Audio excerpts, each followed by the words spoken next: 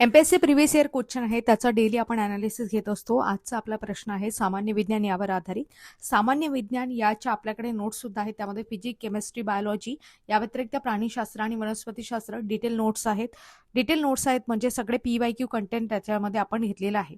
तर तुम्हाला पाहिजे असेल तर तुम्ही कॉल करू शकता किंवा मेसेज करू शकता. 149 रुपयाला त्या आहेत. व्हॉट्सअप नंबर आहे, त्यावर मेसेज करू शकता. चला मग आजचा आपला प्रश्न पाहू. प्रश्न आहे सामान्य विज्ञान यावर आधारित. धातूंमधील विद्युत चालकता कमी ते जास्त क्रमानुसार रिकाम जागा असते. यामध्ये काही संज्ञा दिलेल्या आहेत. आता AG म्हणजे काय असते, त्याला आपण सिल्वर म्हणतो, चांदी म्हणतो. AL म्हणजे अल्युमिनियम असते, बरोबर आहे. त्याच्यानंतर CU म्हणजे कॉपर असते आणि AU पण एक संज्ञा आहे, त्याला आपण सोने असं म्हणतो.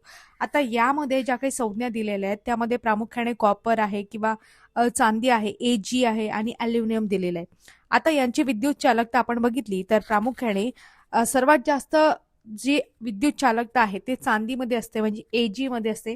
त्याच्या खालोखाल तांबे, त्याच्या खालोखाल सोने म्हणजे AU, त्याच्या खालोखाल अल्युमिनियम म्हणजे AL याचा क्रमांक लागतो. आता प्रामुख्याने चांदीवर प्रश्न विचारला गेलेला आहे. आता त्यांनी क्रम विचारलाय, मात्र इथे एक गोष्ट लक्षात घ्या, या क्रमामध्ये कमी विद्युत चालकता ते कमी ते जास्त क्रमानुसार लावायचे आहे.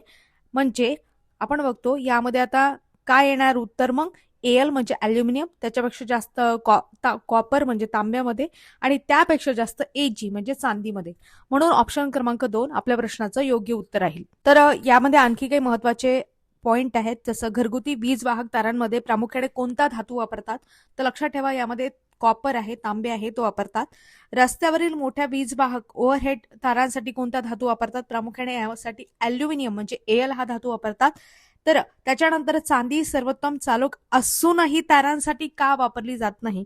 आता चांदी अत्यंत महाग आहे, दुर्मिळ आहे, त्याच्यामुळे ते चांगली सुवाहक असून म्हणजे चांगली विद्युत चालक असून सुद्धा ते आपण वापरू शकत नाही, कारण ती महाग सुद्धा आहे. त्यामुळे समजा विचार करा की चांदीच्या वायर जर आपण वापरल्या असत्या तर काय झालं असतं, पॉसिबल आहे का, तर तुम्ही विचार करू शकता. त्याच्यानंतर आपण आणखी महत्वाचा पॉइंट पाहू. इलेक्ट्रॉनिक उपकरणांमधील कनेक्टर गंजू नयेत म्हणून कोणता धातू वापरतात, लक्षात ठेवा गोल्ड हा धातू वापरतात.